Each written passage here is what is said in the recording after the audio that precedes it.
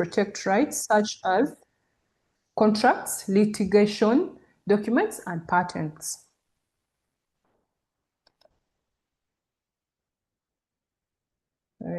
Previous. Fiscal record. These are financial records, documents needed for regulatory compliance and audits, including financial statements, tax returns, documents, specific business deals like sales, invoices, purchase orders, and receipts, historical stock research, stock reference records.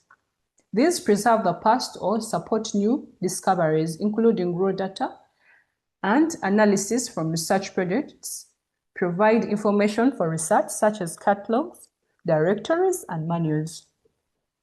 Library, you are, I think, well versed with the catalogs. Now, a record's life cycle.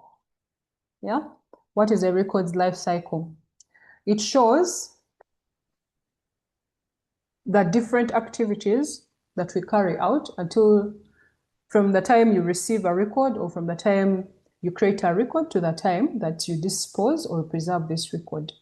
So what are those phases that we have in a record's life cycle? One is we create a record or we receive a record.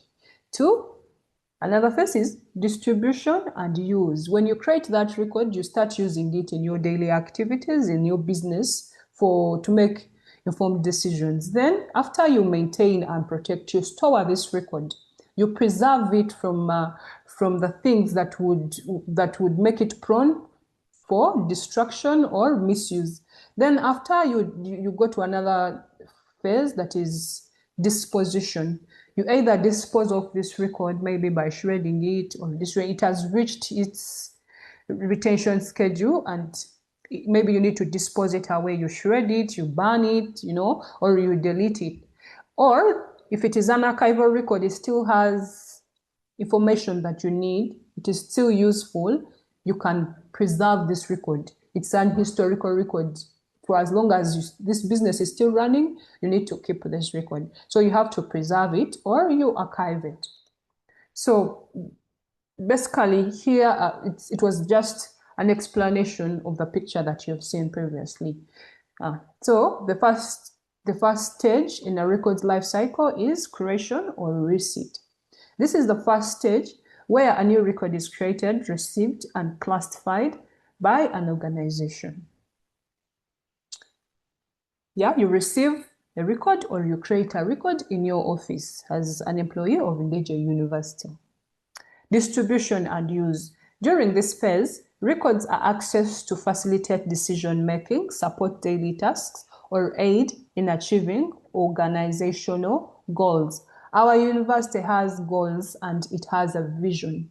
So as we create this record, we create it according to the organizational goals and the activities and the values of the university or the office into which we are placed in. And then we distribute for carrying out the businesses, for carrying out different activities, we refer to this record. So after creating this record, your boss will be like, I need a report about the activity that we carried out last week. So after you've created that report, you share it on email. You are distributing this record. Yeah, maybe I need statistics of how many students have accessed the library within this week. So you create an Excel sheet and then be able to show the statistics of how many students accessed the library, at what time, what date, their names, their faculties, and all that. And then you share this record. Or you can even use it, maybe if it's time for budgeting and you want to make a budget, how many books do we need? How many books were ordered for? Yeah. So you distribute this list. Yeah. You give information. Maybe you want to do a research about it. That is used. You're distributing and using this record in your daily operation. Maintenance and protect. This includes creating a records retention schedule and implementing security measures such as regular backups, security protocols, and disaster recovery plans to prevent data loss or unauthorized access of records. Maintenance and protection of records, yeah, involves a retention schedule. A retention schedule, it shows how long are we going to keep this record in our university, in our registry, yeah, in my office. If you have those records in your office, how long am I going to be able to keep this record from the time it was created to the time of disposal or preservation? So you need to have a retention schedule. That we were able to generate a retention schedule for the different departments on the university and the different records that we manage. I think when we are done and it's approved, we'll be able to share that information with you people so that it will guide you when you're handling your records in your different departments. Yeah, implementing security measures. I'll talk about it in the future. Implementing security measures such as regular backups, being able to back up whatever transactions, whatever activities that you do on whatever records that you create in your daily activities. You need to back up. You need to have a backup. If it is a document, and maybe it's a document that you printed and it was a report, it just doesn't stop on you sharing that report with your boss or with your colleagues. You need to be able to back up just in case if I lost the record that is paper-based, I can be able to access the electronic record that maybe, I'll give an example, a digitized record. If it is maybe a baptism card, I can scan it and save it on my Google Drive. That becomes a backup, which is electronic. So in case I lose my birth certificate, or in case I lose my transcript, I can easily get it on my Google Drive or on a cloud storage of the university. Yeah, I can be able to get that record. So that is regular backups. Every transaction that we have, if it is a receipt that you received for the goods that you received, a goods received note, a goods delivery note, maybe it is an inventory list, or maybe if it is an index, it's an index. You need to be able to have those things not only on paper, but also they should be digitized as backups. Security protocols. Your computers need to be with passwords that you change often, every month, after 3 months. It depends how sensitive your office is. Disaster recovery plans to prevent data loss. You should have a plan in case we had a flood or we had a fire breakout, and maybe, God forbid, we lose our documents. Yeah, because if you lost university documents, maybe like transcript, you get accountable. The students will come to you and they will sue you because they need their information and you're not able to provide. Why? Because you never had a recovery plan to prevent data loss. So how do we keep transcripts of the university physically in our offices and also digitally? Yeah, if anything happened to the university, can we be able to recover the data that we have lost? Yeah, so we always need to be with a disaster recovery plan for the records that we are keeping. Or unauthorized access of records. Someone just walks into your office, you do not have a password, gets onto your computer and steal information from your computer. You do not lock your offices, you do not lock your cabinets where you store files. Someone walks in, maybe your desk is always disorganized, you have not arranged your files properly, you've not put padlocks, there are no cameras, your data can be lost. So in this maintenance and protect phase, that is what we do. Yeah, in the records life cycle, we protect, we preserve, we store records in safe places that cannot be accessed by unauthorized people. This stage also includes the initial storage of records. I've talked about that, either in inactive files or transitioning to inactive files. Disposition, that is the second last. This disposition stage allows for the strategic disposition or disposal of records that have reached the end of their retention period. I talked about a retention period. This is the final stage, and it involves shredding, burning. Shredding is cutting. There's a machine that cuts records, like it cuts a document so that it cannot be exposed to the community that may not be allowed to see what is in that record. Banning, you ban completely. Banning, you have to do it in a way that you safeguard the environment. Yeah, you should do it in a way that you're not destroying the environment around you. Deletion of electronic records. If it's maybe on a flash, you can delete. If it's on cloud, if it's on a drive, yeah, you can delete those. But you have to do that with maybe digits can be able to help you in deleting, because certain times you delete and then certain information still remains there. It depends on the gadget that you're having. Preservation or archive. During this phase, selected records are systematically preserved through methods such as digitization. I talked about digitization. Digitization is scanning, upgrading a record to an electronic record, yeah? A digital record, it is not analog, but it is digital. Like you can scan and then upload on cloud, yeah? On your computer, on your hard drive, climate control storage and metadata enrichment. Climate controlled storage, these are storage areas that that are controlled, like you control the humidity, the temperatures. Yeah, there's a way they are built in the way that they have temperature machines, yeah, thermometers that tell the humidity and the temperature of the place, because our documents, especially paper-based documents, yeah, they are usually affected by temperatures, by humidity, yeah, they get those black stains and brown stains. So there are those storage areas that have climate control, that they have machines that can easily control and detect in case the storage area has issues of humidity. Maybe the humidity is high or it is low. They can easily moderate those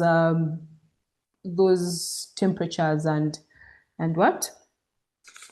They can easily control those temperatures, the humidity, and the air quality, maybe even the light. Light itself can affect information, even when it is electronic. Maybe it's on a gadget. They will give you what temperatures you should use, maybe if you're to keep this gadget in a certain place. And then metadata. Metadata is just meaning adding extra information to the existing record, or data for easy access. Like it's data about data. If you're looking for Ahumuza Irene of Undeja University, yeah, for you to easily get me, you need to have more metadata added on my document, meaning maybe you may put there records officer, you add there maybe the date, my date of birth, yeah, you make sure maybe that the date of my appointment and all that. That makes retrieving of information easier. Yeah, you just type in a word and it is able to bring for you all the information that you need to ensure their longevity and accessibility.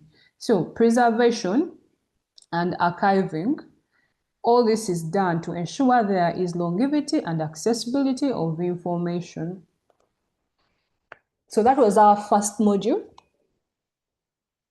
Our second module is records identification, access, and protection.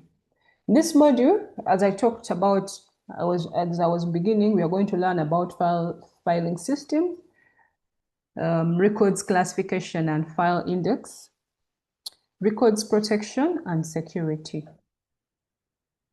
So what is a filing system?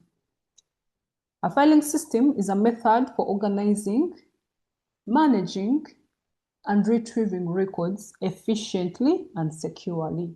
Yeah, they keep emphasizing efficiency and security in managing records.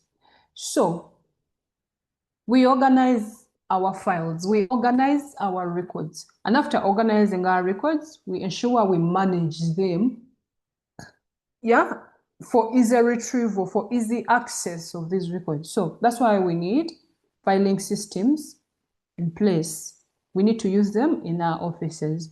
Its primary purpose is to ensure records are accessible, yeah, secure, and retrievable. Those are most important things. So that you can easily access a record at any time when you need it, and you're not delayed, yeah.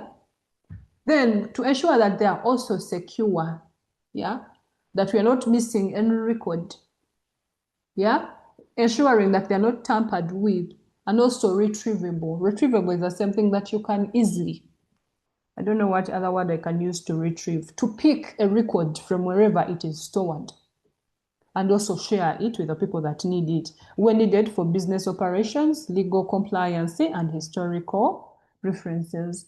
Examples of filing systems. We have alphabetical filing system, we have numerical filing system, and we have alphanumeric filing system. An alphabetical filing system, this is a filing system where you only use letters, alphabets, A, B, C, D, E, F, G, H, like that.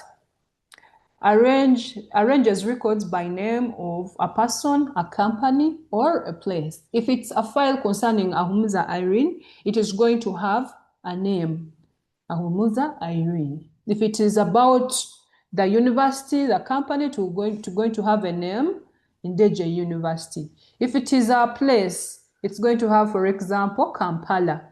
Yeah, so that is an alphabetical filing system. Numerical. This uses numbers to provide a unique identifier and sequences. Yeah. For example, I'll give an example. Numerical, it could be maybe you use like date when you created this record. Yeah, the date becomes a numerical. If you use a date, it becomes a numerical filing system. If you use numbers like 001, 002, 003, like that, sequential until you reach 100 or 1000, it becomes numerical filing system. Alphanumeric.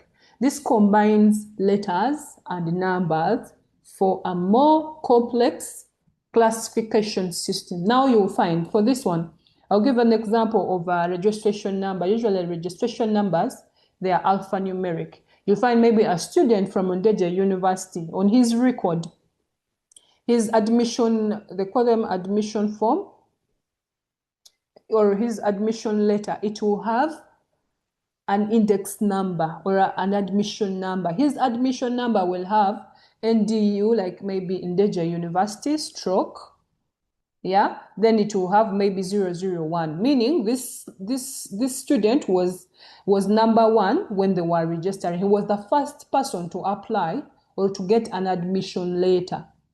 Or sometimes they follow alphabetics. If your name starts with A, Ahumuza Irene, you will be the NDU stroke 001, yeah, maybe, and then the date of registration or the date of year 2026. Yeah, it shows that this Ahumuza Irene, his name begins with letter A, and therefore he's 001, something like that. So that becomes alphanumeric, combines letters and numbers for a more complex classification system. So records classification and file index. What is records classification? Records classification is a systematic process of identifying, organizing, and categorizing records into a logical structure, usually based on the business functions and activities that create them. This process helps with managing records for easier retrieval using identification numbers. Like I said, an identification number can be a registration number, an index number. Yeah, those are examples that I can give of some records that you know, like maybe a pass slip that you should be having an index number, or a registration form or letter, it has, or an admission letter, it has an identification number that could be a registration number. So how do we come about with a records classification, or how do we come about with a record? How do we come about with a reference number of a document. How does it come about? So I gave an example of how we can come about to, like, making making a reference number of a record.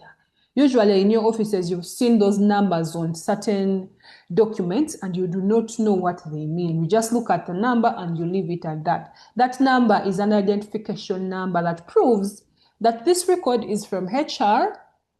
This record is for maybe job postings, maybe cost evaluation or pay stub, or it could even be maybe an appointment letter, and your appointment letter comes with that reference number. But you just look at the document and it doesn't make sense. You just read what maybe is within the document, but usually those documents come with a reference number. So how do we come about to make a reference number? So I gave an example.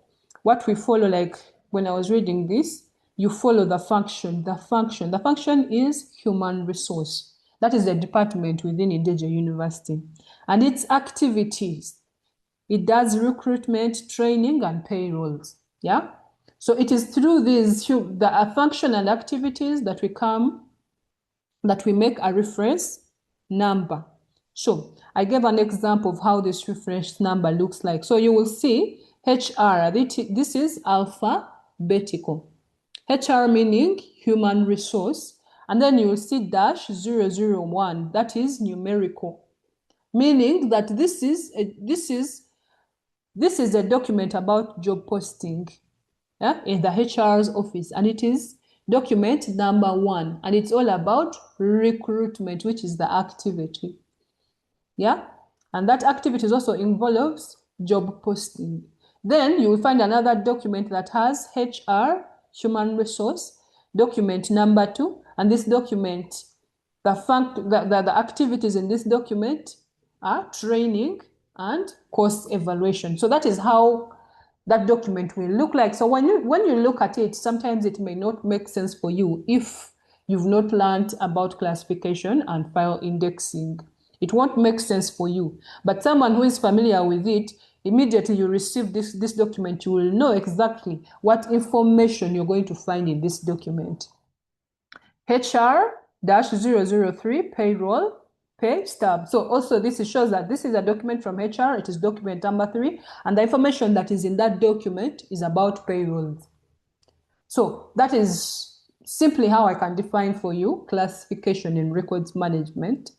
And in case you need more information, I'm always available. We can go through this and I can be able to help you. File indexing. So file indexing is a method of organizing and managing files by creating a detailed inventory of each file. A detailed inventory. An inventory is a list of items that you're storing in your office. That is how simply I can explain that. Like, so an index, a file index is like a list or an Excel sheet or a database that you can use, yeah, to list out the different files that you have in your office, yeah, for every activity that you carry on. Let me say maybe you have many activities that you carry on in your office, and then maybe you have like 10 files or 50 files. Those files, the way you have classified them and given them a reference number, you should be able to have a list that shows an index, a file index that shows the reference number, yeah, that shows the activity, yeah, where that file is stored, and the name of the file. So generally it is kind of like an inventory list of the files that you keep in your office or the records that you have in your office. Yeah, this involves assigning unique identifiers to individual files and capturing key metadata like I talked about. It's just a file, and this file belongs to the library. But apart from it belonging to the library, there are different activities that go on in the library. So those are the metadata that you attach on that file. Yeah, such as document type. What is the document? What is the type of this document? Is it a PDF? Is it a Word document? Is it an Excel? Yeah, those are kind of like metadatas.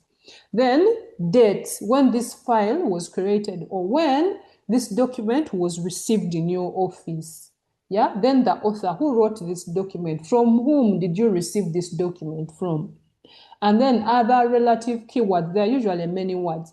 But if in my file index, if I typed in maybe if the author is Helen, yeah, if I typed in Helen in my database or in my file index, I can easily get a lot of information or a lot of files concerning Helen. Or if I typed in the document type PDF in my computer, I can easily get different PDFs in my computer and be able to get the exactly PDF that I want, that is Helen's PDF, the one that Helen created. Or I'll look for a date. If you came to my office and maybe you're looking for a report about I'll keep referring to the library week that we have. I will ask you, when was the library week conducted? Then you give me that date. So when you give me that date, let me say today is 29th January. Yeah, you tell me maybe it was around January, the last week of January. I'll go back and type into my index that date, and I'm able to look out for reports that were written within that date, and I'm able to pick out maybe that file or that record that was generated around that period of time. So that is what they call like metadata. That is how like you can be able to do your file index, and it makes your life easier when you're searching or when you want to retrieve or access information. A file index acts like a table of contents or a map, yeah, for your records, making it easier and faster to find the location of a file. So I gave an example of a file index. A file index contains, I gave an example, it contains a file title, a file reference number, it contains creation date, and also contains location status. But it can even have more than this. Yeah, more metadata that you can use to be able to access a record. So here an example is the file title, academic regulations. Yeah, the file reference is, this file reference you can see is in alpha numerical. It is AR/1, which means that this document is about academic regulations and it is document number 1. That is a file reference.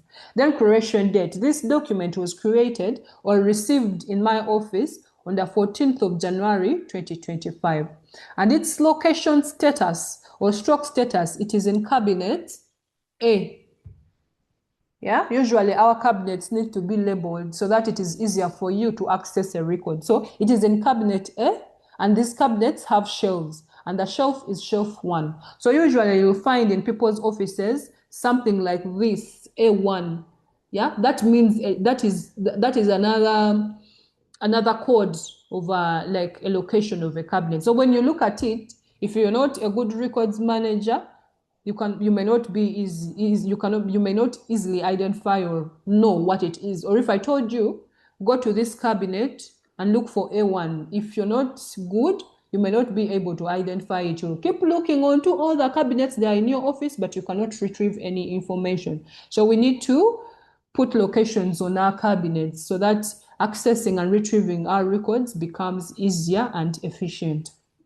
So these are some of the pictures that I managed to get that I think you guys are familiar with.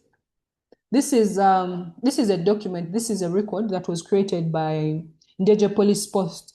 Yeah, when you look at this record, it has a logo, yeah, of Ndege University. It shows that this record is from Ndege University. It has, yeah, it has a logo and also the motto of Ndege University. Yeah, so this makes this record authentic.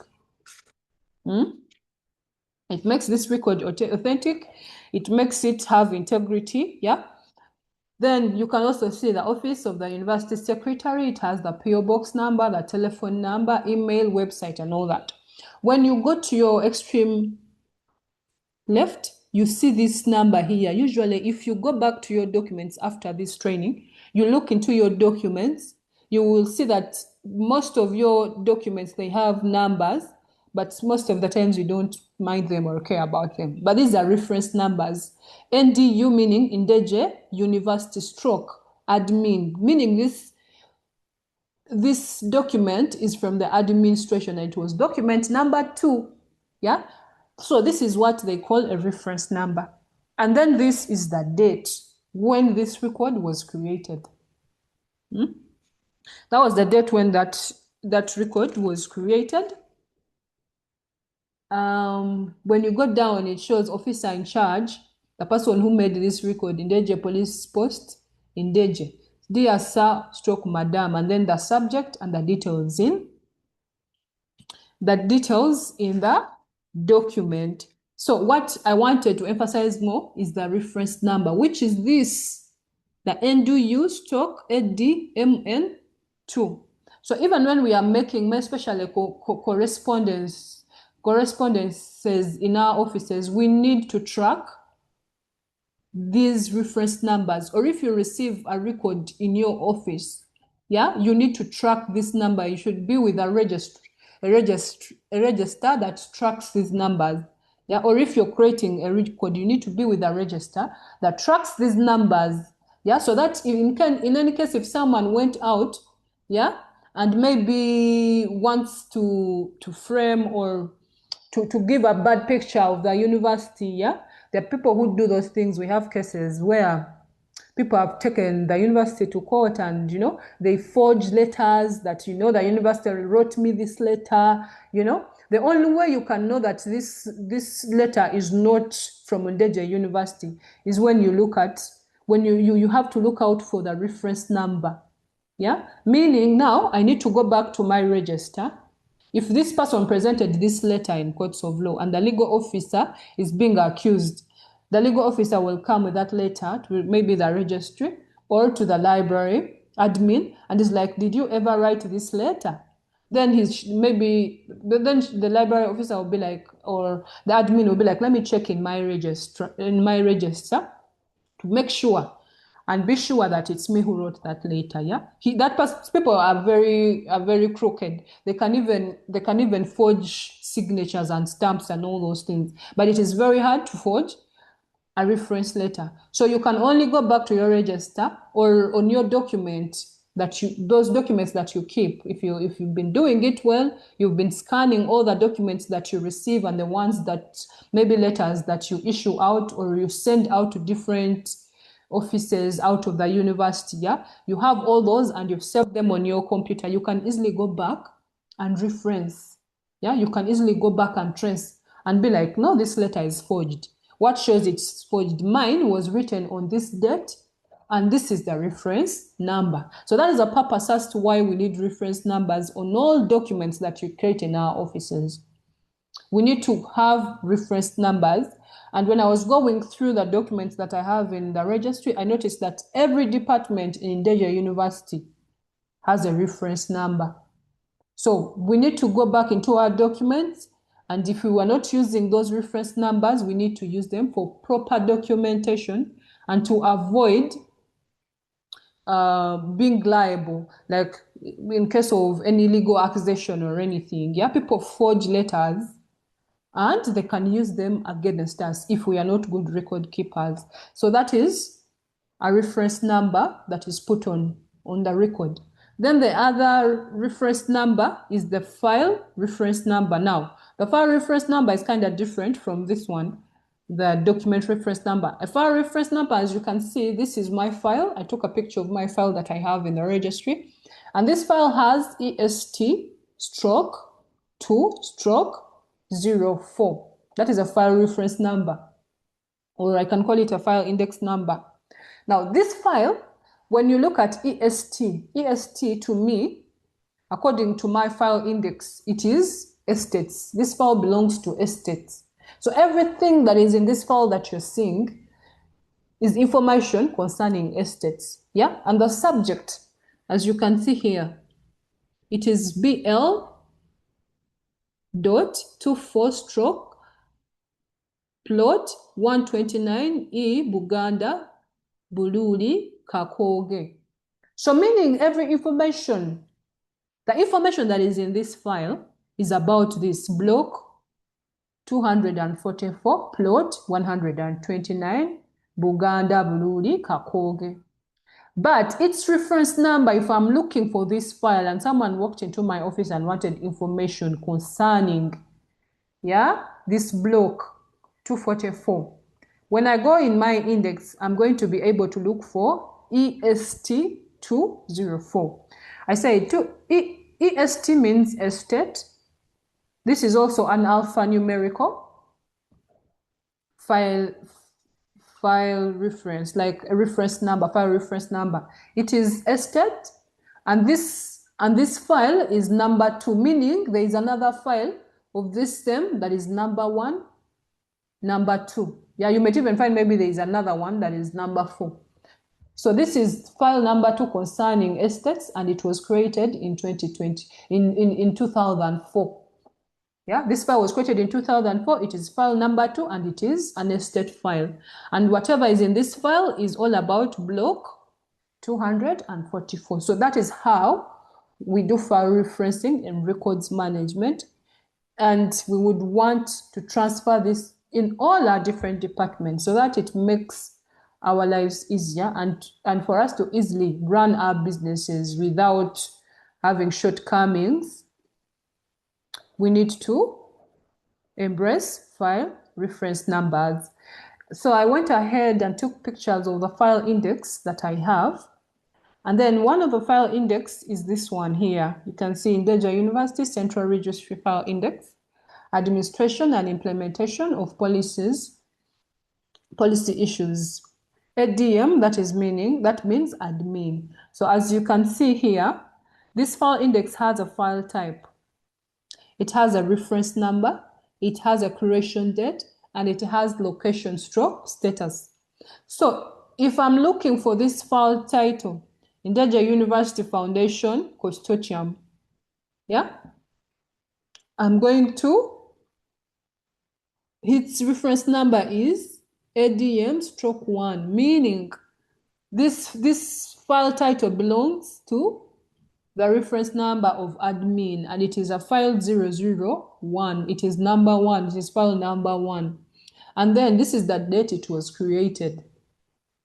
Yeah, so I can use this as metadata to be able to access or retrieve a file. And it is located in this location, cabinet A, shelf 1. So if I'm looking for this file or this information or this record, if there's a record that I need in a particular file, as NDU University Foundation Consortium, I'm going to get it in this location, cabinet A, shelf 1. So that is the same with these other files. So this is the file Luweero Diocese, and its reference number, it shows that there is one file and this one, meaning there are 2 files of Luweero Diocese, and this is the date and this is the location. So that is one of the file index that I have. Then there's also this one. This is a personnel file index. Now this one I used myself, Ahumuza Irene, that is the file name. So if you went in this shelf E4, cabinet E, shelf 4, you're going to find my file. Yeah, my file, Ahumuza Irene. So this is the easier way to get it. I can either read the name or designation, records management officer. Someone might come in, she doesn't know my name, but she knows there's a record management officer in NDU. So she'll be like, I need a file for records management officer. So that is one of the metadata someone might use. And under that, you'll find there is a Ahumuza Irene. There is also her file number. Everyone in NDU University as an employee has a file number. And that is the same file number that if you had an ID, that would be on your ID. So if you had like a problem, an ID is also a record of NDU University. If you had a problem, maybe while going back home and someone picks your ID, he can easily come to NDU University and they are able to know it is Irene Ahumuza who had a problem while going home. Yeah. So file index number is NDU, meaning she's an employee at NDU University. She's a staff. And she's staff number 913. And her file is located in cabinet E, shelf 4. So that is a simple file index that example file indexes that I could show you. So all of you guys can go back in your offices and make file indexes that could help you retrieve information and provide good services to the community and the people that we serve, using these examples that I have given you.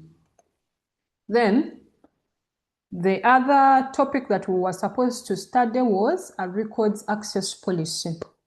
This is brief, the fact that we worked on these policies and they have not yet been approved by Senate. They are still in that process. So I just wanted us to take us through very small things, but in case it's approved and it is put out there for the community, we'll be able to share what is in that policy.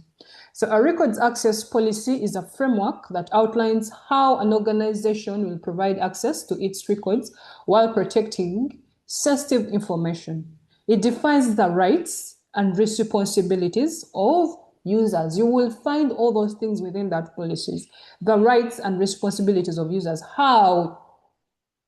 What rights do you have as an employee of NDU University? Yeah? What rights do the community have in accessing records of NDU University? What responsibilities do we play as people of NDU University in ensuring that, we safeguard and use properly our records? Staff and the organization itself to ensure fair access, compliance with laws. Like I said, we need in every activity that we do, we have standard operating procedures that are put in place to govern our activities, what we need to follow when we are working in our places of work. There are rules and regulations, so we need to comply with them. So the records access policy also is put in place to ensure that we comply with those laws and the security of records. Key components include rules for gaining access, the rules that you follow to gain access to the records that are created or received in NDU University. Procedures, what do you follow? What are the guidelines, for requesting these records? What do you follow?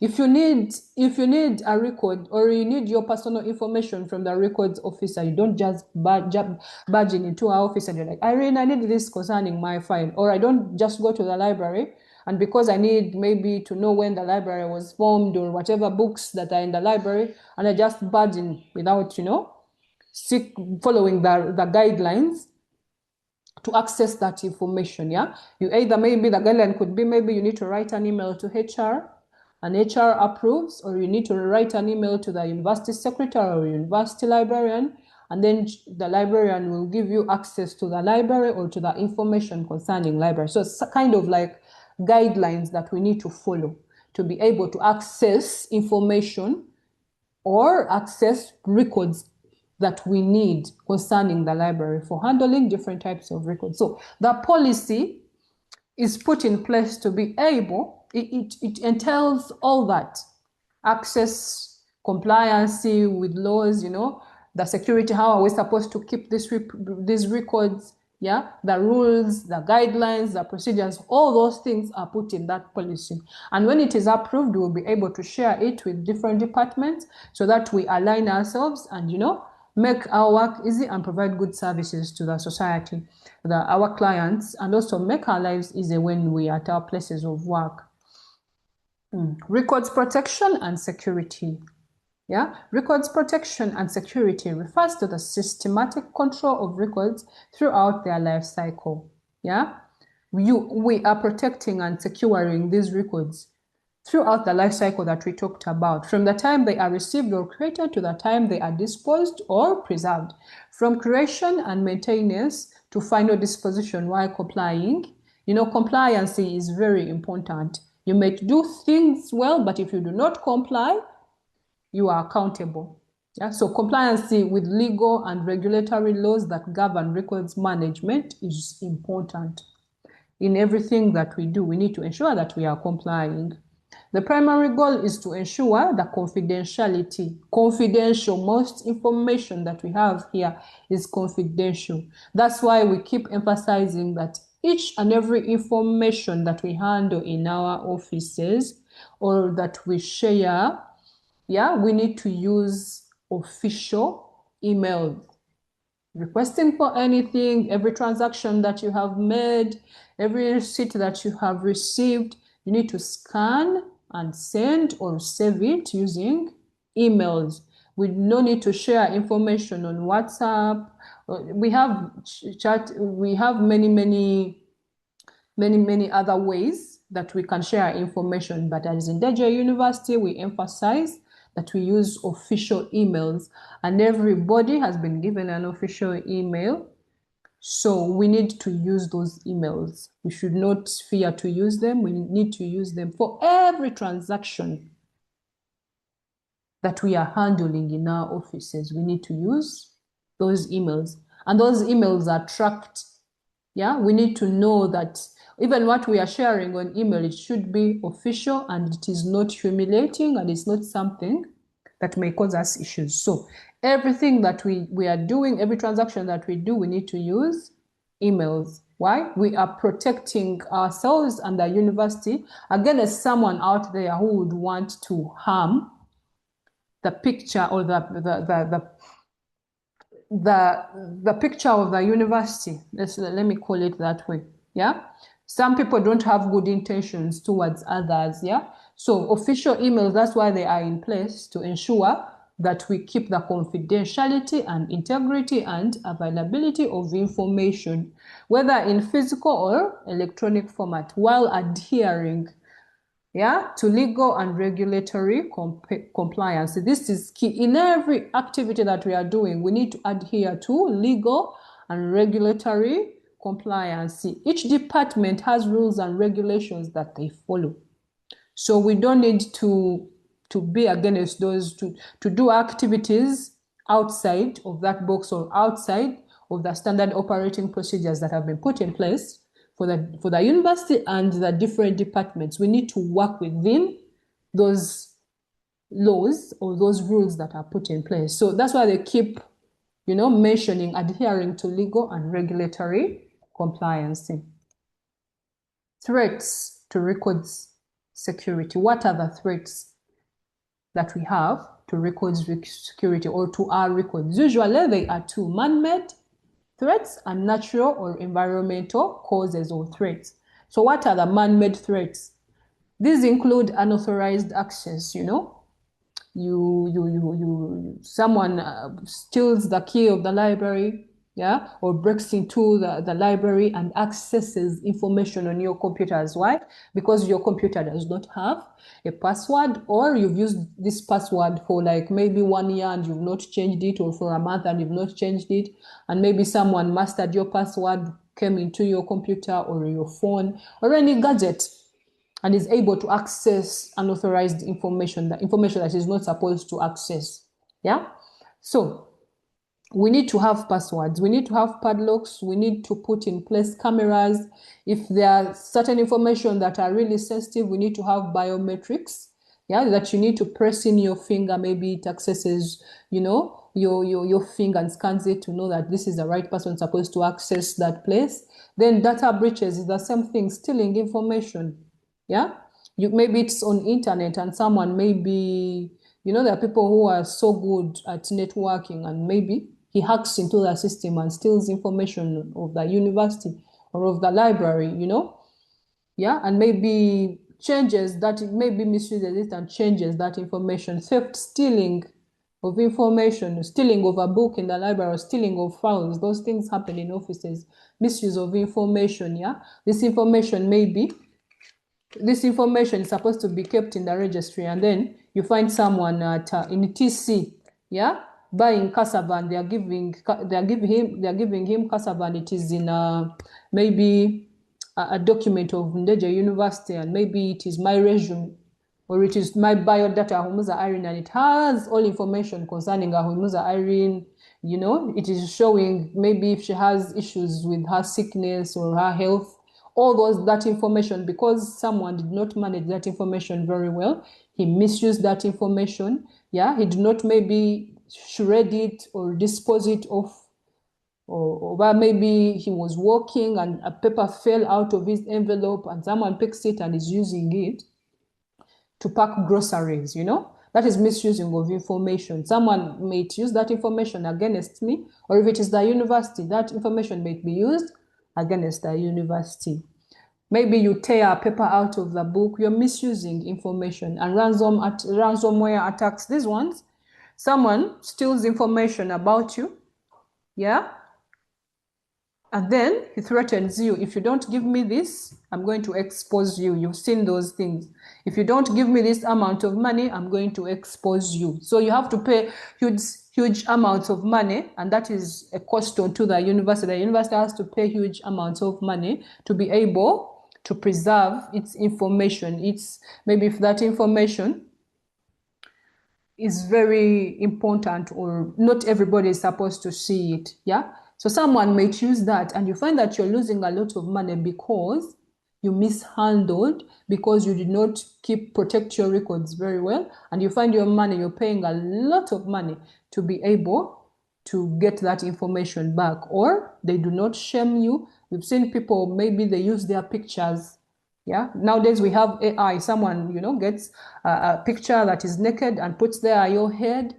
Yeah, and then he's like, if you don't give me money, I'm going to put this picture out. So it's just not about the university, but even us as people, we have information, we have pictures in our phones, we have information in our phones in our homes, that we need to keep and protect. So we need to be good records managers, not only at work, but even in our personal lives, in our businesses, at our place, in our homes. Yeah, we need to do that so that we can avoid ransomware attacks. Yeah, they will ask a lot of money from you.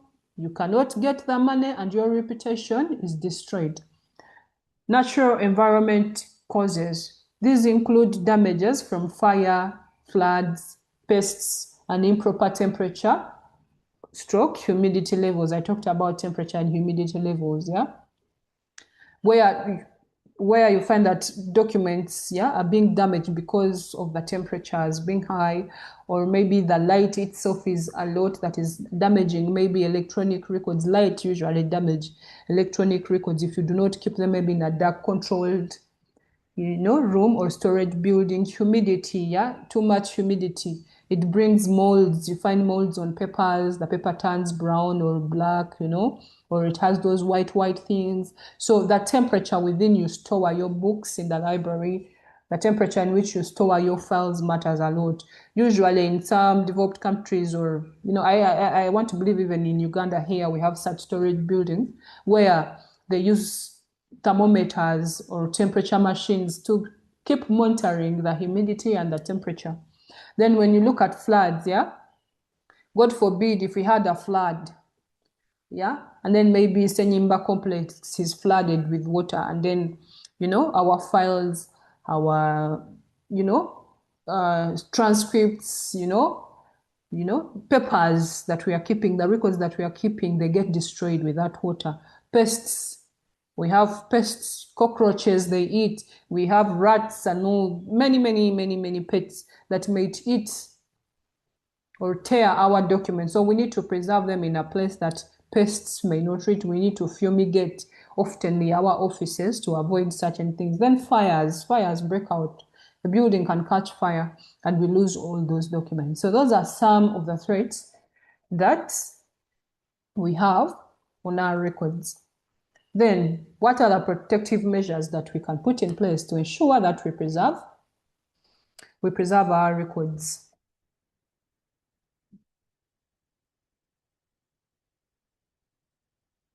Okay. Number one, secure storage. Use locked rooms, fire-resistant and waterproof filing cabinets, and secure off-site storage facilities, ensuring that our storage facilities are in the place that is fireproof or waterproof. That if we keep our documents in this file cabinet, is it fireproof? Can it prevent our documents from being damaged? Yeah, the cabinets. Is it fire resistant? That even when this new building caught fire, are we able to preserve these records? Are the cabinets fireproof? So That is one of the protective measures, that the storage areas should be secure. They should be under locks. Yeah, they should be under locks, like there should be a padlock, or you should, there are many types of ways that you can say that you prevent people from accessing these records, and maybe they may steal them or destroy them. Access control, limiting access to storage areas to a small number of authorized personnel. So not everybody is supposed to access records. There are authorized people that are supposed to access those records. And even when they are to access them, they need to be approved, yeah, by authority in place. Yeah, if I'm going to the library, who has the authority to give me access to access information in the library? Is it the library assistant? Is it the university librarian? Is it the administrator? Who is supposed to give me access to access the library? And supervising all external visitors, access control. We can have cameras around, yeah, to control access, like to know who accessed the library in the night. Yeah. Then also those registers that we put there, yeah, those ones show that who came to the registry and sought information. There should be a register or a visitor's book that shows that Irene went to the registry, what activity took her there, how long was she there, when did she come in, and when did she leave. Those are access. They limit access to storage areas to a small number of authorized personnel. So that's why you see certain storage areas will have like passwords. If it is a computer, it should have a password, and that password is limited to very specific people. Not everybody has a password to that computer or that server. Yeah, not everybody has. They are limited to specific people, and those are the only people who are supposed to access that information. Environmental controls, implementing smoke detectors. Yeah, in case of a fire outbreak, smoke detectors are able to detect the fumes. Yeah, that you know what, there is fire breaking out in this room. You hear something making noise like a siren. That shows that you know what, exit the building, or our records are not they're not safe. We need to save them right now. So there are smoke detectors that should be in place. Fire extinguishers. Our offices need to be with fire extinguishers. Just in case of a fire outbreak, we can extinguish that fire out. Temperature and humidity controls, I talked about them. We need those in storage areas where we keep records, like maybe an archive, yeah, or a registry. We need humidity control machines, like maybe we call them like thermometers that can be able to detect humidity and temperatures, and regular pest controls to prevent damages. Those fumigating, we need to fumigate maybe after 3 months or a month, it depends. We need to fumigate our offices, we need to fumigate our homes, even our places, our businesses. We need to fumigate to avoid pests from destroying our records. Disaster recovery, this one also talked about it. Developing and testing plans to retrieve or restore records in case of a disaster. There should always be a disaster recovery plan for records. If something happened to these records, what steps do we take to recover it, to restore it? Who do we report to? How do we mitigate it? So that is how the disaster recovery report looks like. Access controls, I think it's appearing twice. Utilizing password, multi-factor authentication, and role-based access to ensure only authorized individuals can access specific information. Use of passwords. All our computers should have passwords. All our gadgets like phones should have passwords. Our tablets should have passwords. And not just having passwords, but those passwords should be changed after a period of time. 1 month. It depends how sensitive the information that you have. 1 month, 3 months, but you didn't keep a password for a year. Yeah? You're making your information insecure. You should consistently be changing those passwords. Yeah? Then multi-factor authentication. This means you're not going to only have a password. If I log into my computer, I should be able, if my data is really sensitive, I should be able to log like twice. It will ask you maybe to log in It will ask you to log in once, and then maybe to ask something else. It could be maybe a date of birth. Yeah, it could be maybe a word to tell you maybe, okay, you've logged in, then it will ask you for another word. Or certain other computers, they have cameras. They would want to view, it might want to scan your face or your eyes, yeah? Or maybe it needs a biometric, you need to use your thumbprint. Yeah, those are multiple factor authentication. All those are put in place to ensure that our information is preserved and it is protected. Role-based access to ensure only authorized individuals can access specific information. This one, role-based, it's for only those people that are authorized. Yeah. If it is an admin and maybe it's only an admin to access it, to only ask for an admin. So if you're not an admin, you're not able to access that information. Encryption and backups. Yeah. Encryption and backups. Encrypting sensitive digital data and regular backing up electronic records to secure offsite. Offsite, they mean information that you may not find on site, like on university. That is what they mean, like information that you may not find if you walked into, like even if I'm not like at NDU University, I can easily access information that is on cloud, yeah, that is on Google Drive, that is on my email or something. I can just log in away from the university and I'm able to get that information. So such information also has to be encrypted. Converting data into a secret code, like a secret code is an encryption. There's a code that is put on that data. And only those that are authorized are supposed to know that information or to access that information. That information could be stored in cloud. Yeah. Like you have to log on to a database or you have to log on to a system to be able to access that information. It is not physically. If you walked into, like in my office, you may not easily get it, but it's stored somewhere on a storage location that is on cloud, that is on internet. Basically, I can easily explain it that way.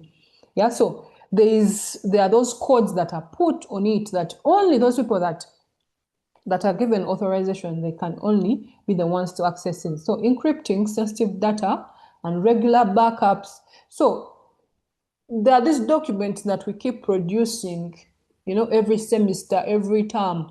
We need to do regular backups on them. You need to scan those documents and put them on your emails and put them on your hard drive, on your hard disk, on the computer. Save them on your computer. We need to have a culture of scanning information that you think it might be used in courts of law, or it can be referred to in the future.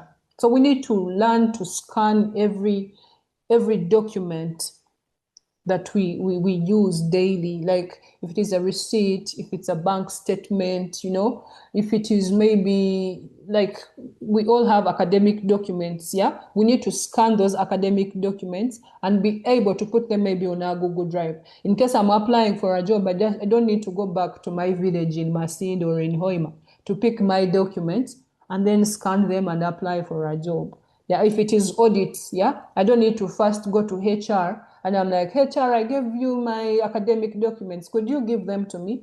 Yeah, you either you can easily scan them, save them on your email, on your computer, on your phone, on your Google Drive, and you can always access them wherever you are. You don't need to be in Uganda to access certain information. You can access them wherever you are, in whatever country that you have.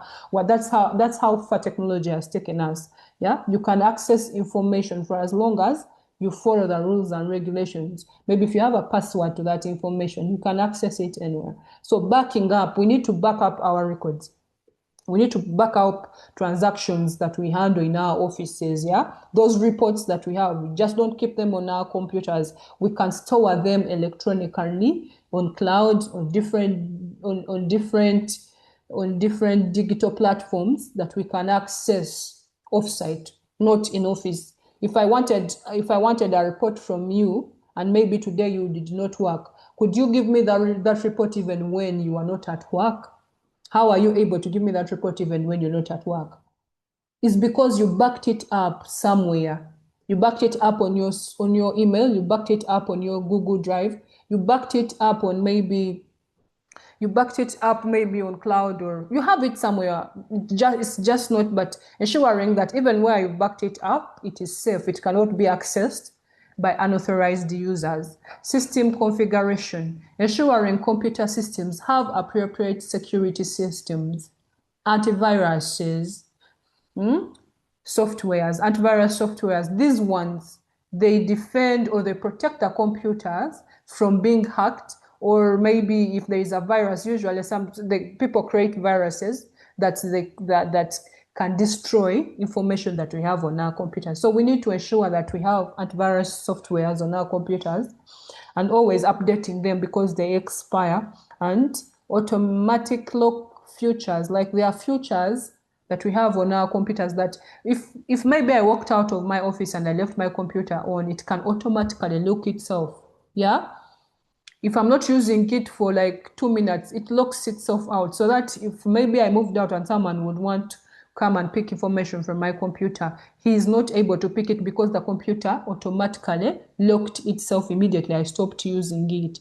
Yeah. Passwords. Yeah. There are systems where when your password expires, the computer locks itself. You cannot access anything on a computer. You cannot use your emails. Why? Because your password has expired, and it gives you a notification that gives you an email, a notification that you need to do what? To create a new password, or your password is about to expire. You need to create a new password. So those are kind of systems that enable us to protect information. Yeah, to avoid unauthorized access of information. Systems that are in place that are configured in the way that it automatically does itself. Maybe if you use the wrong password twice, the third time the computer locks itself. You have to go to digits to be able to open that computer, or they give you a new password. Yeah, such things. Those things limit unauthorized access of information or unauthorized access of records. Yeah, they are configured like automatically, it does itself automatically. Maybe some of them, they can view your face. They can easily look at your face. You put your face in a camera and it is able to tell that this is Irene and this is not Irene. Those are some of the technologies out there. Maybe it can detect your irises, the eyes. You put in your eyes and it's able to tell that these eyes belong to Irene. Let us give her access. These are not for Irene. He's not supposed to be given access. Then secure destruction, working with IT specialists to ensure deleted electronic records are permanently removed from all storage locations. A simple deletion is not enough. Yeah, there are certain gadgets that even when you delete, information remains there. I'll give an example. If you go on your computer and delete something, that thing goes to, is it called, let me check here. There is that place where it goes, like a kind of, I'm forgetting its name. Is it like a kind of a dustbin or something? It is always on the computer. Yeah. Now, when you delete something on your computer, it doesn't mean it has been deleted. I can easily go to that place. Let me see it here and show. I can easily go to this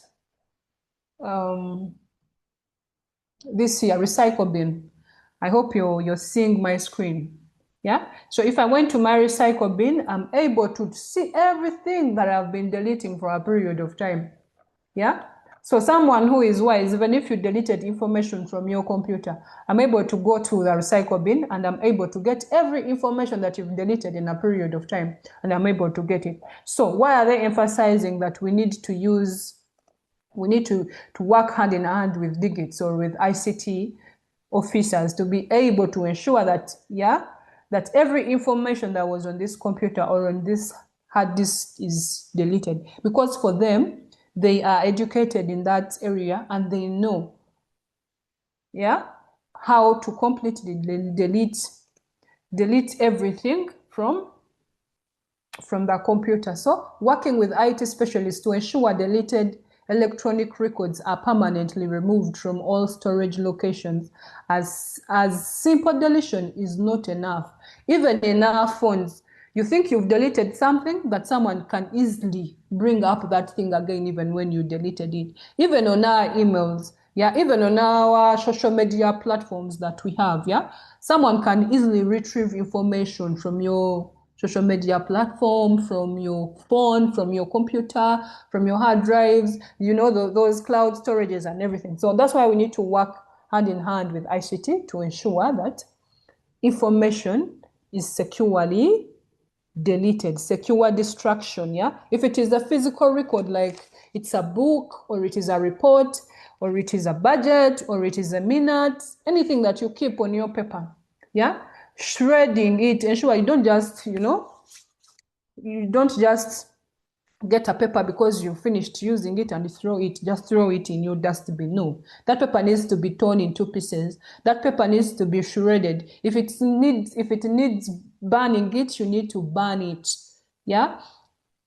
Certain other sensitive information might require you working hand in hand with police. Yeah, because you're also not sure, or you're not 100% sure of the person who is going to do the destruction of this information. You might give a company, there are companies that do destruction of information, sensitive information. You give it maybe confidential information, you give it to this company, and maybe this company has interest, maybe it has other dark intentions that it want to do to the university. They will pick out that information and don't destroy it. They should also give a report after they have destroyed that, yeah, we managed to destroy this information, and they give a report about it that they completely destroyed it.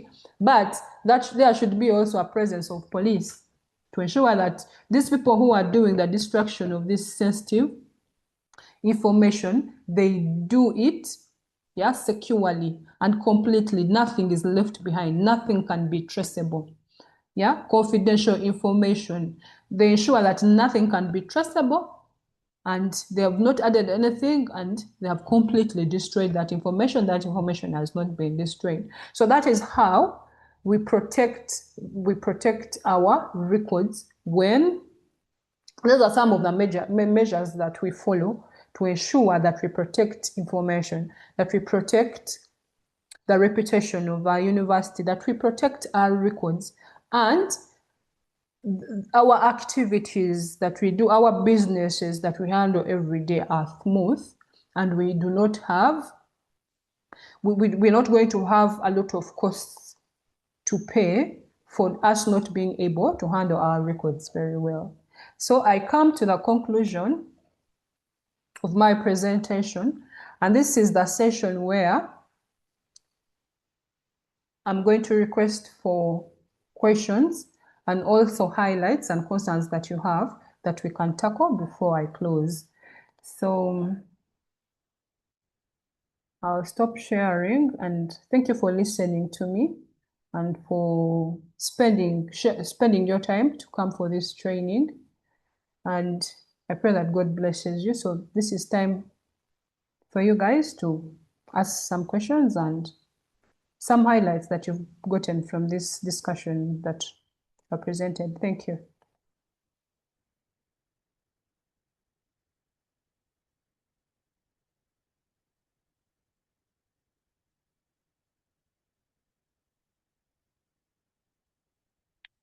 Any question?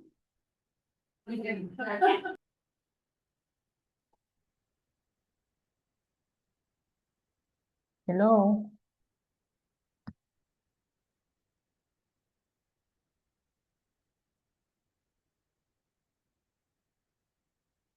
Irene, thank you so much for the session. First of all, I want to thank members who have been in. The chaplain, Kampala campus, Reverend Juliet, is in. She attended with her admin assistant, Pamela. Then we have quite assurance. Deborah is there. We have I saw Conrad is from Academic Registrar's Office, Kampala campus. Then we have Madame Florence Nyakecho. I don't know which department, but we thank you for attending. And then we have anybody from, okay, we had Madame Nyorozi, she's in from Earth Center. Thank you so much. We have Kelvin from DVCA's office, and then the library team. So thank you so much for attending the session. There's someone with the Samsung who didn't indicate the name. I don't know which department you're coming from. We also appreciate we were there from the start to the end. I just want to put some emphasis because Irene was using mostly the library records, but when we go to chaplaincy, she talked about baptism cards, but what I know from Kampala, from the opportunity I've had to interact with the chaplain Kampala campus, sometimes you do counseling. I don't know whether you keep track of record of the students you counsel on daily basis, on weekly basis, so that you have a list. And when you are counseling them, when you take record, that will be good to appreciate in future when they are auditing counseling services of the university, because I understand also Madame Nyorozi does the same. So those records can easily track how important that service is important in the university. And then chaplaincy, they have records of offertories, Thanksgiving, confirmation classes, and so on. So all those are records. When you go to Madame Nyorozi, you may find that since you're a university counselor, you are dealing with the different cases. Some of them could be abuses, some of them could be drug addiction, some of them could be teasing or bullying. So all those are records. You need to categorize them so that in future when you are making your budgets, it's even easier when you are making a budget for a financial year. So when you go to quality assurance, you deal with the quality, but quality cuts across. You have a separate record for the library, and we have libraries in Kampala and libraries at main campus. When you do your quality assurance business, are those records classified accordingly? And the way you do it with the faculties, and we have records, for example, in quality, which cut across, for example, cases of disciplinary, they could be cutting across all faculties, cases of lecturers who miss classes intentionally, those who have intentionally refused to use the learning management system. There are those who could have done it intentionally, not to, and then there are those who are ignorant who need to be trained. So all those are records. So I just wanted to throw more light about records because when she was going through, she was sticking so much on library records, but even on our respective offices, we have different records. The impressed, I understand every department gets impressed at every month. So when you do accountability, do you stay with a copy on file or you just submit everything to accounts? So you need to keep a copy on file because in future, if you are saying that my interest is very little, I need to add on more interest. For example, if your department is getting 200,000 and you can utilize it in just 2 hours, where is evidence? So when you are applying to give you more interest, that is a record. So when even audit comes, it can be justifiable that the receipts are okay, they are not fake receipts attached to the interest you utilized, and so on and so forth. So that's what I wanted to throw more light on.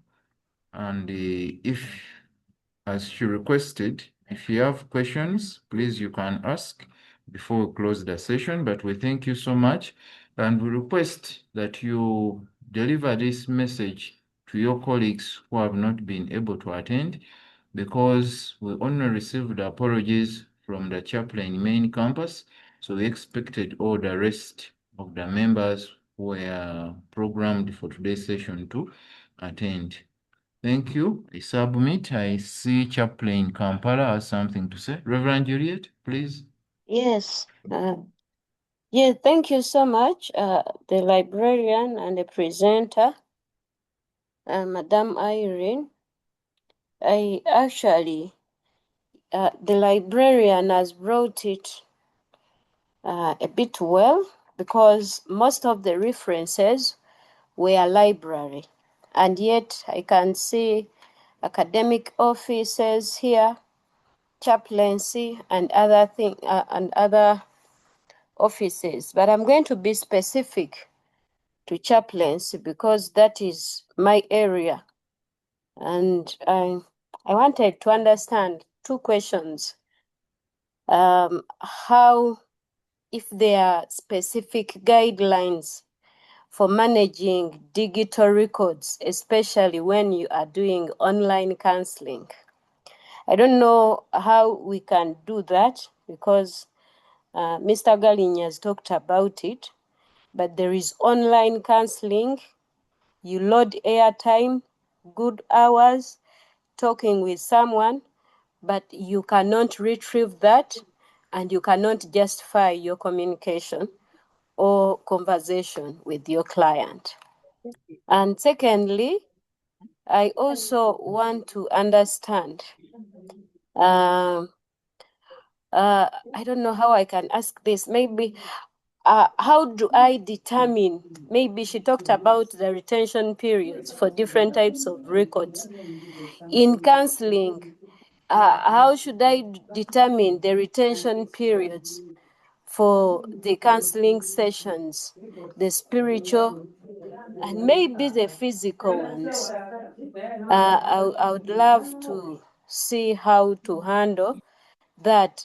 And maybe last but not least, this I've been thinking about it, maybe if you can guide us on the protocol on how to handle requests for records, especially when it comes to issues of confidentiality. Issues of confidentiality. This is majorly in my office. We have issues of confidentiality that you'd not just tell anyone. Some things, not even to your admin, but sometimes you may get requests. So I do not know the protocol for handling requests, especially when it becomes to records. Records, but in the area of sensitivity and maybe confidentiality. Maybe Irene would also throw more light on how Uganda's Data Protection Act, how can we ensure compliance as a university? I don't know if she talked about it, but I think it is something that is valid that we need to know, especially ensuring compliance as a university, not as dockets and departments, but we have that Uganda Data Protection Act that ensures our day-to-day running, especially in records keeping. Thank you, I submit.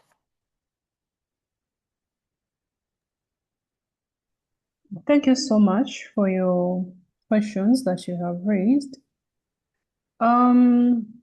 We have a records access policy that is in place that we worked upon, and it's supposed to be approved by Senate. And in case it's approved, we'll be able to share most of the details concerning records confidentiality, and also the retention schedule that you talked about. We have a retention schedule also in the same policy that we are waiting for the Senate to approve, and we'll be able to share with all the different departments of the university.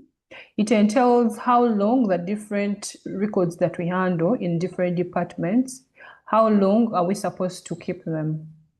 You talked about counseling. For example, the digital records where you have a session online and you're counseling someone. Usually, if you're using Zoom or Google, there's a provision of you recording. There's a provision of you recording the session. Like you can record that session that you had with a client, and you're able to save it somewhere for future reference, or in case you have an audit or something, you can be able to save it.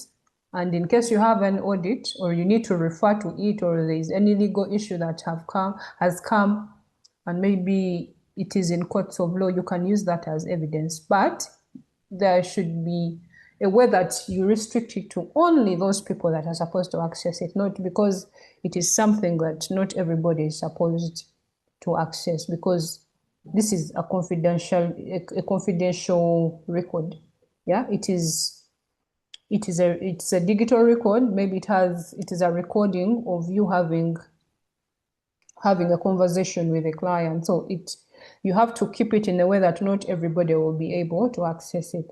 Then the other thing that we have is we've come up with a confidentiality oath, yeah, that everybody has to sign in case you're to access maybe like the registry. There's any information that you want from the registry, the central registry. There is a confidentiality oath that you need to sign, and that confidentiality oath has a lot of things entailed there. It entails the records and archives management, like policy and rules and procedures you're supposed to follow, and you sign it. You pledge that you're not going to be able to misuse this information or put it out there to people who are not authorized to access that information. But most of the things that you've put across, we are going to be able to tackle them when the regulations that we've drafted have been approved by the university. And that's where you'll find also these other things you talked about, us being able to comply with the rules and regulations that govern records management of Uganda. All those things have been put in the records and access, the access policy of records management of the university. That's why we're going to be able to get all those things, and we'll go through them so that each and everybody can be able to comply with those rules and regulations. But that can only happen if the university senate approves them. I submit. Thank you, Irene. One more clarification regarding if I did not use a Google Meet or a Zoom meeting, but I have a phone call. We have challenges. Every semester we get a case of suicidal student. Every semester, this is a common case. Every semester I get these cases. You take a little time longer with someone, talking to the person, rehabilitating them, sometimes even you in your house, and you really have no records of how to retrieve, like if someone commits suicide and you've been talking with the person, but just a phone call. I really need help, because we were discussing this same issue with my supervisor, and she was actually telling us as chaplains we need to write. But can you imagine writing? You are interacting with someone. There is a student whom we've been talking to but have never met physically. You can't imagine this. Every time you tell this person, let us meet physically, the person doesn't want to meet. But the issue is suicidal. And every time you meet, you are meeting on a normal, regular phone call. How do you track records of that? Even for a phone call, you can record a phone call. But there are certain questions, of course, you need to ask. Like you need to know the name of a student, yeah? You need to know maybe which course is that student taking, where does that student live, yeah? You need to have like a form, even when you're conducting that session with that student who is anonymous, who wouldn't want maybe to meet you physically, yeah? there's on your phone you can easily, these digital phones that we have, you can do what? You can record a conversation using your phone. And then you need, as a counselor, you need to have a form to fill in these other, like a kind of a biodata or something, to fill in certain information about the student. Which course is he taking? What is his name? Where does he come from? Who are the parents? Certain things. Like the village or the place in which this person is staying, which course is this person, like this student, taking at university, such things, like a form. This form will be like a record if there is any audit, or if there is any follow-up, telephone number, his name, such small things that will show that yes, you conducted counseling session on phone. It was around this time. It was on this date. The name of a person is this. Yeah, this is where this person stays. This is his telephone number. She's male or female. Yeah, and then your backup then will be a record that you took, like you recorded the conversation on your phone. Our phones, I even want to believe analog phones have that thing of recording conversations on the phone. So you can record that conversation, but the most important thing is to ensure that that information does not go to an authorized person. You need to be able to keep that information to yourself. That's the most important thing, because that is confidential information. If that student gets that information somewhere else on a social media platform, it will not be a good thing. So the most important thing is to ensure that that recording that you have made, either on phone or on Google or on Zoom or on WhatsApp, you keep it. It is between you two people or the other party that is authorized to access that information. I hope I've been able to answer your question. Yes, you've been able to answer. Actually, I appreciate the initiative of bringing out the form, which we actually didn't think about. But in counseling, you create a rapport, and after creating a rapport with that person, there is what we call consent and confidentiality. Imagine dealing with someone who tells you, please tell me you will not record everything that we are talking here. So you just have the name, I am talking to Juliet, and Juliet is going through ABCD. But in counseling, there is that. You have to get consent from someone. It tells you, please do not do anything regarding this. How do you go about that? Of course, if the student or that person that you're recording has asked you not to record, of course you won't go ahead to record, but you have a form that proves that around this time, on this date, this kind of person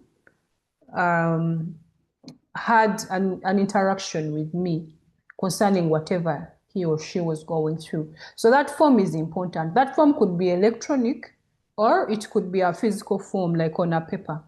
Yeah, because of course, like you said, you have to consent. So if you have consented that you're not going to record this information, or you're not going to record the conversation you're having with a client, you don't need to record it. But even on the form that you have, I don't know how you call it, that form where the biodata or something, you need to give details, like this place where you give details. Okay, this person, this is what we were talking about. You will write a small paragraph or something of whatever it is.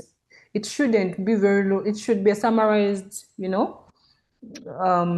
sentence to just show the person who may come to audit you that this is what we talked about with this person on form, but she requested that we should not record the conversation. I hope I've been able to answer your question. All right. Thank you so much, Irene. And I want to thank Reverend Juliet for bringing up all those concerns, maybe to throw more light about the policies. The policies in the university are being approved by the University Council. So as Irene expressed it, the records management policy is now at a level of going to the Senate, and then from there it will go to the council. But we also have, you talked about the Data Protection and Privacy Act of Uganda. We've also developed a data policy, a data privacy policy of the university, and that one is under DVCA. There was a committee which was created to develop security and safety policies. So that policy, when it is up, it will also be shared. And for it, it has already been presented in Senate. What is remaining is to push it to the University Council. So such guidelines are coming up because they've not been in place, and I hope they will be helpful for us. And then maybe also to throw more light about what Reverend Juliet has raised, having phone calls, how do you record? Irene has already expressed that you can record using your phone, but there are sometimes when you are challenged on how to record. Please, I would request you go to Digits and you do a pretest. You make a call and then they show you how to record it. Then after you delete, because it will be a testing call. So Digits will be in position to assist you as well. It goes even to all of us. Though Reverend raised it in counseling, I understand also Madam Nyoros is here to be the same concerned, so that we keep track of whatever we are doing. Thank you. Hello. Thank you very much. This is Harriet. Thank you, Irene, for that elaborate educative training on record keeping. My concern is about paper-based records. Sometimes you find we have a challenge in our offices where we don't have lockable locks, cupboards that lock, and yet we are dealing with sensitive information where we have to look at confidentiality, and you're not sure of how the paper records are going to be kept, and the accessibility of many other people who may enter into our offices. They may be fellow staff in the department, but still the message or the information you have, it's not supposed to be accessed by anyone. But on that note, we request maybe to improve on our locks, our lockable cupboards. Then that's one. Then two, thank you very much, Chaplain, for the concern still about confidentiality. And you mentioned about suicidal cases. According to the Uganda Councillors Association policy on confidentiality, when it comes to incidents of suicide, we do not keep confidentiality. We have to look for the immediate people to that particular person who is threatening to commit suicide, so that we can see how to prevent suicide. And even the client should know that when it comes to confidentiality about suicidal, that one we cannot keep it, because you keep the confidentiality and the person can go on and actually commit suicide. So those were my major concerns. And again, as councillors, we have the Uganda Councillors Association. They also give us the guidelines on how to record and the retention. Though, of course, we have to work it out with the university policy that will come about confidentiality and keeping records when it comes to counseling. Thank you very much. I submit. Thank you, Nyoreze.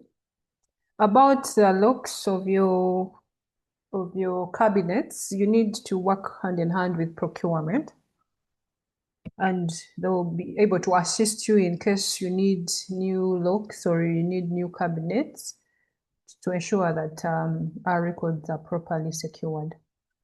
Thank you for your input.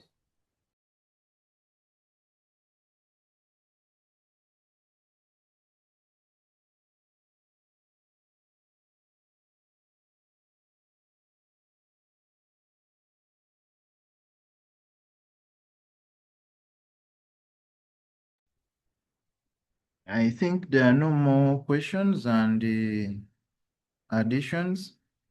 we can call this meeting to an end. Let's have a closing prayer. Lord, we thank you for the session we've had. Thank you for all the members who have been active and those who have contributed. We pray that all what we've learned will go and exercise it in our respective offices and departments. Through our Lord Jesus Christ, we've prayed. Amen.